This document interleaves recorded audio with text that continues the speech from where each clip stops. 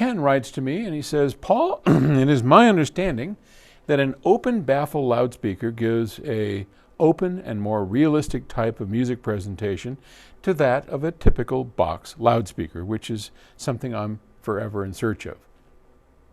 Okay, I just got that. He's not in search of a box speaker. He's in search of that open sound, right? Okay. Now the problem is open baffle loudspeakers have a few cons. Yes, in fact, they do. They need a lot of bass output requiring special woofers, and they are open at the back, which can be problematic when it comes to the very important wife acceptance factor.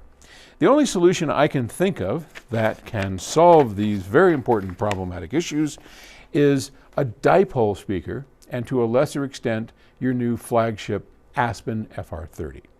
Can a box loudspeaker with a tweeter, mid-range, and woofer on both the front and back be a good solution to a good-looking and sounding loudspeaker? If so, why aren't loudspeakers designed that way?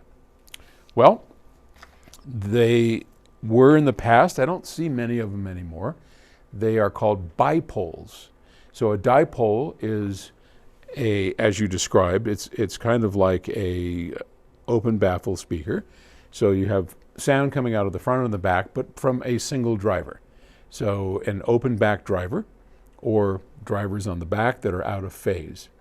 A bipole is a sealed box with drivers on the front, drivers on the back, and they're all in phase. And Mirage out of Canada used to make, that's pretty much what they made, was bipole speakers, and there are advantages and disadvantages. One of the reasons they're not around much anymore is there's more disadvantages sonically than there are advantages. Open baffle speakers are popular today. I've heard some really good ones, and yes, they definitely have a bass problem, but the lack of a box can be a blessing. But that bass problem is not nothing. And you have to EQ those, and you have to hope that, and the problem is the woofers are out of phase in the back from the front.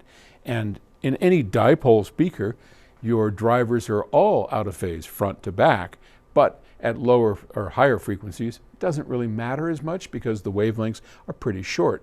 Once you start getting wavelengths in feet, then all of a sudden what happens is they come around and cancel that rear wave to the front wave. So now you have to pump in much more energy and pray. So I think a perfect open baffle speaker would be kind of a hybrid, and then you'd have a sealed box for the woofer and everything else would be open baffle, and that might be a pretty cool way to go. Another thing that you could think about from the wife acceptance factor is if you were clever, you could build like a little frame that goes around the back of the speaker with grill cloth, so it looked like it was solid, but sound could get through, and that might be a way out for you. I don't find the advantages sonically of an open baffle speaker to be compelling enough to tolerate all the crazy stuff you have to with an open baffle speaker. The FR30 blows the socks in all respects off any open baffle speaker I've ever heard, or the FR20.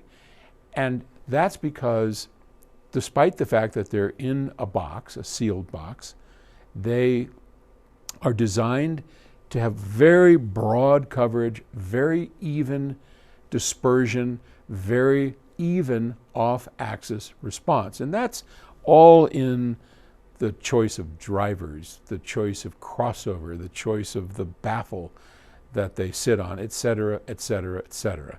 So an easy way to do that is just collect up some off-the-shelf drivers, throw it into a flat panel, and you get a pretty easy design moving with an open baffle speaker. And then there are some who have really put a lot of energy and effort into those open baffle speakers, and they can sound really good. I've heard them at shows sound terrific.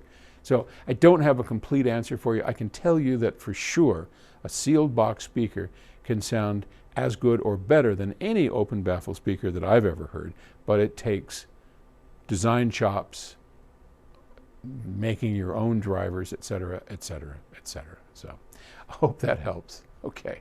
Thanks for the question. Talk to you later. Bye.